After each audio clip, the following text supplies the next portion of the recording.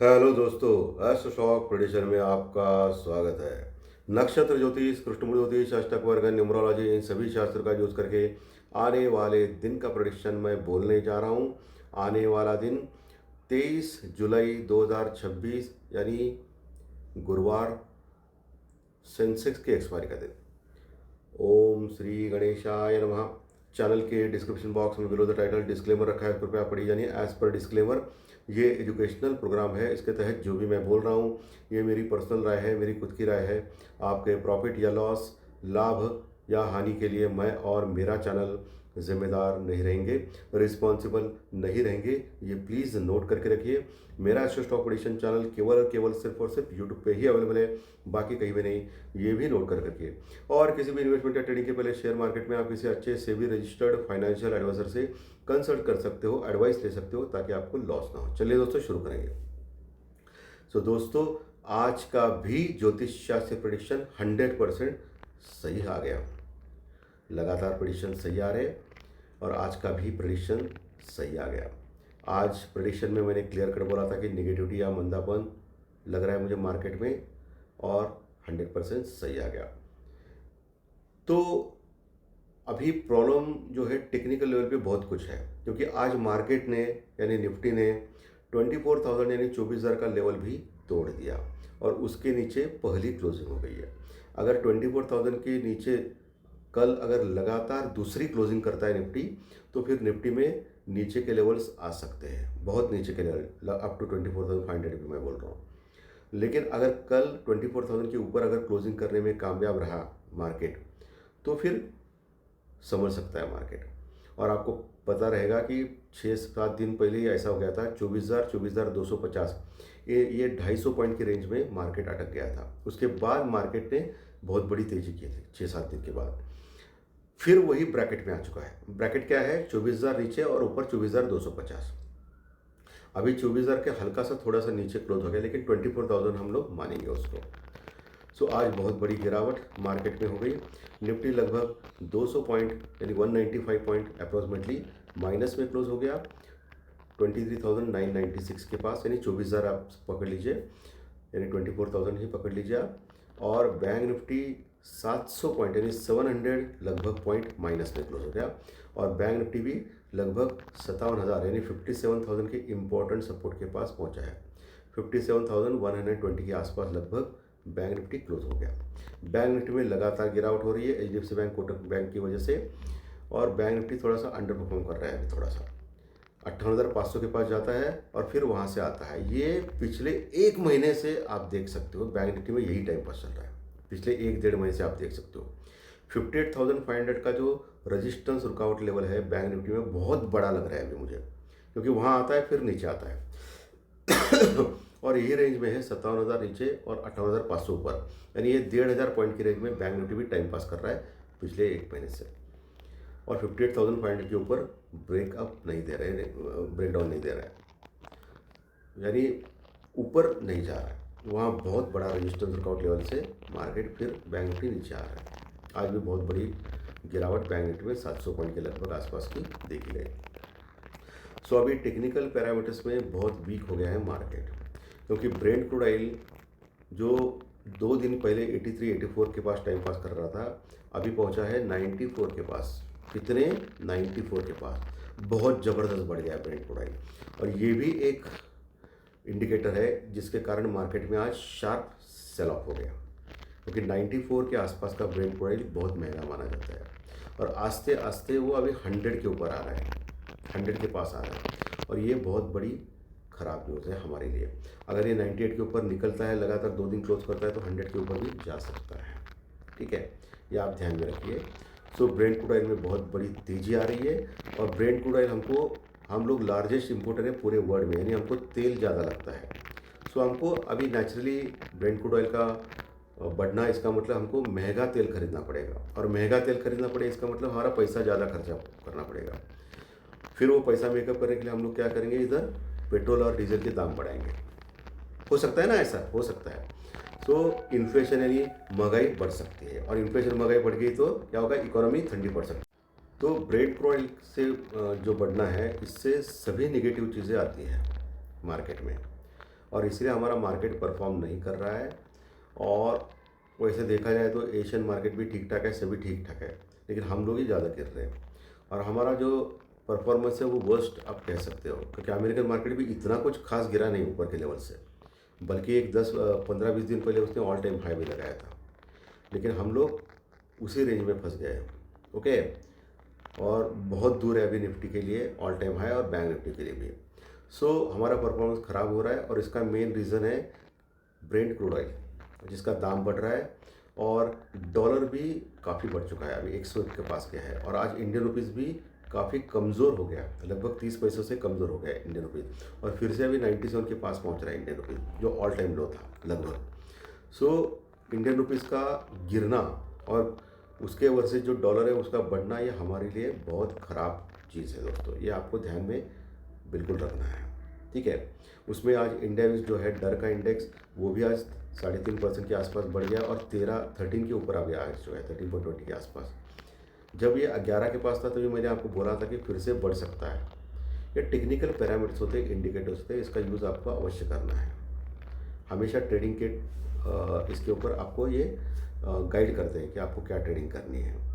और आज निफ्टी का जो इम्पोर्टेंट लेवल है नीचे का, जो इम्पोर्टेंट सपोर्ट बोल सकते हैं, अभी वो शिफ्ट हो गया है 23,900-950 के आसपास, 23,900-950। अगर 23,900 का लेवल कल तोड़ दिया निफ्टी ने, तो फिर 23,800-850 जो इम्पोर्टेंट सपोर्ट है वहाँ तक जा सकता है निफ्टी, 23,800-850। उसके नीचे फिर निफ्टी बहुत ख़राब हो सकता है, ये आपको ध्यान में रखना है कल के लिए। वहाँ पुट राइटिंग है, सो सपोर्ट है 23,800-850 और 23,900-950, वहाँ से बाउंस बैक होने के चांसेस है। और वैसे भी पुट कॉल रेशो भी अभी काफ़ी नीचे आ गया है, एक के नीचे बहुत अच्छा आ गया है, अभी 0.70-0.80 के पास है, लेकिन ओवरसोल्ड तो नहीं कह सकते, लेकिन वहाँ तक अभी लगभग आ गया है। तो मार्केट में नीचे के लेवल से एक बाउंस बैक मिल सकता है, अगर कल बड़ी गैप डाउन हो गई तो इम्पोर्टेंट सपोर्ट से होने के चांसेस ज़्यादा है। ठीक है, और ऊपर का जो रजिस्टेंस ब्रेकआउट लेवल है वो तो आपको पता है 24,200-250, 24,200-250। ये पिछले कई दिनों से लगातार ये लेवल्स स्ट्रॉन्ग रजिस्टेंस ब्रेकआउट के लेवल तौर पे है निफ्टी में। एक बार ही परसों के दिन 24,250 के ऊपर गया था, 24,330 का क्लोजिंग किया था, लेकिन फिर से 24,250 के नीचे का क्लोजिंग दिया था कल के दिन। ओके, और आज भी लगातार उसके 24,000 के आसपास गया। पिछले 3 दिन से आप देख सकते हो 24,250 के नीचे लगभग आ रहा है मार्केट। सो ये बहुत बड़ा टेक्निकली रॉन्ग है, और उसमें फॉरेन इन्वेस्टर्स लगातार सेलिंग कर रहे हैं कैश में और इंडेक्स फ्यूचर में। इंडेक्स फ्यूचर में उनकी जो लॉन्ग पोजीशन है वो अभी केवल 8 से 9% के आसपास पहुंची है लगभग, और वो 91%, 92% वो शॉर्ट पोजीशन लेके बैठे हैं इंडेक्स फ्यूचर में, यानी अपने शॉर्ट्स वो कवर नहीं कर रहे हैं। इसका मतलब उनको जो पता है वो हमको नहीं है। वो अभी भी इतने बेरिश है इंडियन मार्केट के ऊपर, पिछले 1-2 साल हो गए अभी। सो इंडियन स्टॉक मार्केट पे वो पूरा बेरिश है ये साल 2026 आप बोल सकते हो लगभग। तो एफआई अगर कवर करना है तो हमारे इंडियन गवर्नमेंट को या सेबी को या अपने स्टॉक मार्केट को कुछ अच्छी न्यूज़ लानी चाहिए, तो ही ये हो सकता है। जो long term capital gain tax जो है वो कम करना चाहिए, जो भी करना है, नहीं तो प्रॉब्लम आ सकती है ये बहुत बड़ी। और ये आप ज़रूर जान लीजिए, मान लीजिए कि एफआई के बिना हम लोग बढ़ नहीं सकते हैं। डीआई सपोर्ट करता है, डोमेस्टिक इन्वेस्टर म्यूचुअल फंड वाले, लेकिन वो मार्केट बढ़ाएंगे नहीं, वो नीचे का लेवल कंट्रोल कर सकते हैं। लेकिन अगर मार्केट को बड़ी तेज़ी करनी है तो एफआई अपनी सेलिंग बंद करनी चाहिए, या न्यूट्रल करनी चाहिए, या बाइंग करनी चाहिए। ओके, मुझे याद है 1-2 साल के पहले जब ऑल टाइम हाई पे था निफ्टी, तो एक टेलीविज़न चैनल है जो सबको पता है, मैं नाम नहीं बोलूँगा उसका, उसके ऊपर ये शेयर मार्केट का ही बोला जाता है, हिंदी का चैनल है। उसमें वो एंकर जो है, जो मेन इम्पोर्टेंट आदमी है, उसने बोला था कि कहाँ जाएंगे एफआई, लौट के यही आएंगे। इतना ओवर कॉन्फिडेंस था उस आदमी का। और ये भी बोल रहा था वो आदमी कि अभी इंडियन मार्केट नहीं रुकेगा, हमारा जो डोमेस्टिक इन्वेस्टर जो म्यूचुअल फंड का जो है इनकमिंग जो है वो इतना बढ़ेगा कि हम लोग एफआई के बिना ही रहने सीख जाएंगे, और एफआई के बिना ही हमारा मार्केट बढ़ जाएगा। कहाँ गया वो आदमी? अभी भी लंबी फेंकता रहता है टीवी पे, अभी भी चालू है उसका। सो कहने का तात्पर्य है, ओवर कॉन्फिडेंस ख़राब चीज़ है।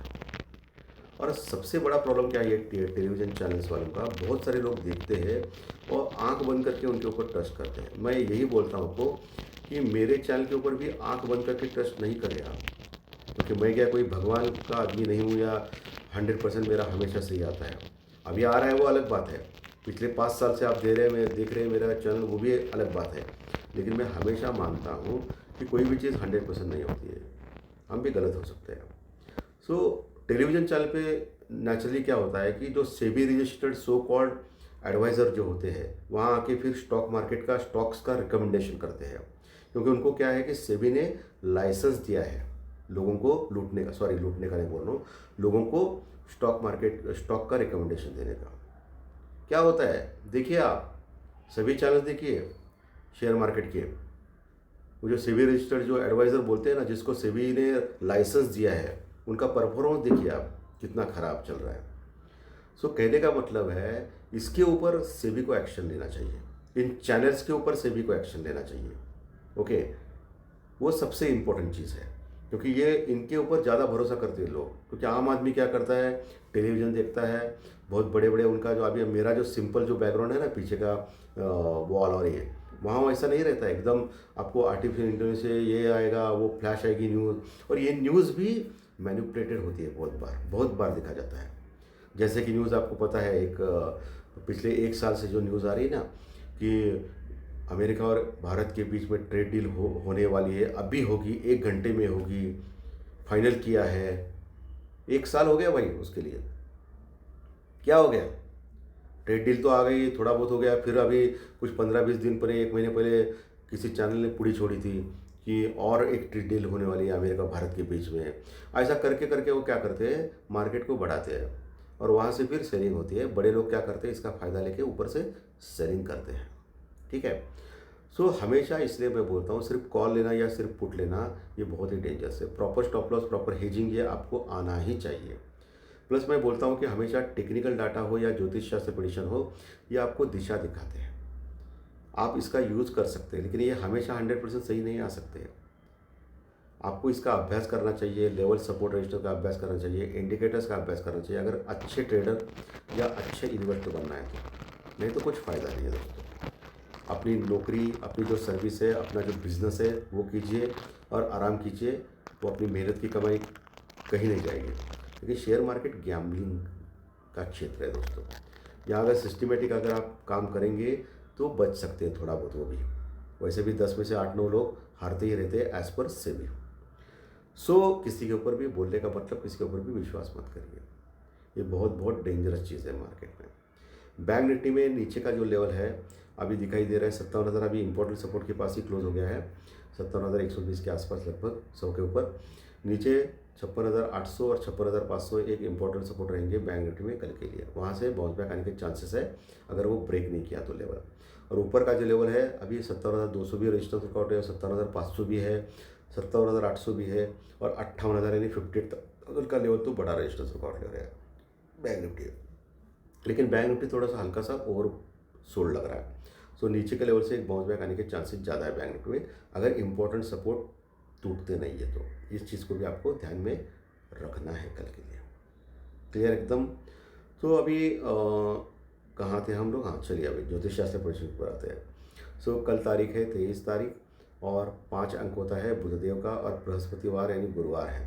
सो एज पर न्यूमरोलॉजी तो ठीक ठाक नहीं लग रहा है। नक्षत्र ज्योतिष, कुटुंब ज्योतिष, अष्टक वर्ग के अनुसार क्या हो सकता है देखेंगे। सो कल चंद्रमा तुला राशि में आखिरी लेवल पे रहेगा, यानी तुला राशि खत्म करके वो वृश्चिक राशि में जाएगा बाद में, लेकिन पूरे दिन 3:30 बजे तक तो वो तुला राशि में रहेगा। और उसका जो नक्षत्र है वो विशाखा नक्षत्र, जो बृहस्पति गुरु का नक्षत्र है।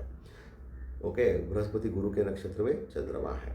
सो नक्षत्र लॉर्ड यानी नक्षत्र अधिपति, उसके योग उपनक्षत्र अधिपति यानी नक्षत्र sub lord as per KP chart यानी कि कुटुंब चार्ट, अष्टक के पॉइंट सब कुछ कैलकुलेट करने के बाद मुझे भी ऐसा ही लग रहा है, कल का दिन भी सेम लग रहा है। सो थोड़ा सा मायूस भी हो सकते हैं आप लोग। सो कल भी मार्केट में माहौल तो ऐसा ही रह सकता है। ऊपर के लेवल पे आपको सावधान रहना है, मार्केट करेक्ट होने के चांसेस ज़्यादा है। ठीक है, लेकिन इम्पॉर्टेंट जो एस्ट्रोलॉजिकल टाइम रहेगा वो दोपहर का रहेगा। सो आपको पता रहेगा। सो एस्ट्रोलॉजी का टाइम दोपहर का है, उसके बाद मार्केट में ट्रेंड चेंज होता है नहीं देखना है। अगर ट्रेंड अगर चेंज हो गया, दूसरा ट्रेंड आ गया, तो उस ट्रेंड के साथ आप थोड़ी देर के लिए जा सकते हो, प्रॉफिट कमा के निकल सकते हो। चलिए, चंद्र राशि के अनुसार आपका कल का दिन कैसा जाएगा इसके बारे में बात करेंगे।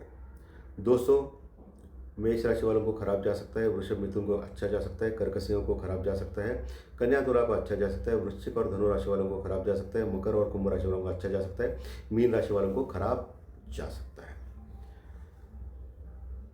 ओके, ये मैक्सिमम 80% सही मानिए, क्योंकि आपकी खुद की जन्म कुंडली इंपॉर्टेंट होती है। चलिए, अभी अंक शास्त्र यानी न्यूमरोलॉजी यानी संख्या शास्त्र यानी आपकी डेट ऑफ बर्थ, आपकी जन्म तारीख, उसके अनुसार आपका कल का दिन कैसा जा सकता है इसके बारे में डिस्कस करेंगे। दोस्तों, जिनकी डेट ऑफ बर्थ यानी जन्म तारीख 1 तारीख, 10 तारीख, 19 तारीख या 28 तारीख को उनको अच्छा जा सकता है। 2, 11, 20, 29 डेट वालों को भी अच्छा जा सकता है। 3, 12, 21, 30 डेट वालों को खराब जा सकता है। 4, 13, 22, 31 डेट वालों को अच्छा जा सकता है। 5, 14, 23 डेट वालों को अच्छा जा सकता है। 6, 15, 24 डेट वालों को भी अच्छा जा सकता है। 7, 16, 25 डेट वालों को भी अच्छा जा सकता है। 8, 17, 26 डेट वालों को भी अच्छा जा सकता है। और जिनकी डेट ऑफ बर्थ 9 तारीख, 18 तारीख या 27 तारीख उनको खराब जा सकता है। दोनों मिलाइए, चंद्र राशि के रिजल्ट्स और डेट ऑफ बर्थ के रिजल्ट, दोनों अच्छे तो अच्छा, दोनों खराब हो तो खराब, एक अच्छा है खराब हो तो मिक्स जा सकता है, जाने वाला है, इसकी कोई भी गारंटी इस चैनल के द्वारा नहीं मिलती है। तो धन्यवाद। आज का विशेष अच्छा लगा तो लाइक दबाइए, कमेंट बॉक्स में कमेंट लिखिए, और जो नए दर्शक पहली बार चैनल देख रहे हैं वो सब्सक्राइब का बटन जरूर दबाएं, ताकि आपको आने वाले सभी वीडियो इसी चैनल के ऊपर सिर्फ और सिर्फ यूट्यूब के ऊपर जरूर देखने मिले। धन्यवाद, फिर मिलेंगे। Thank you very much.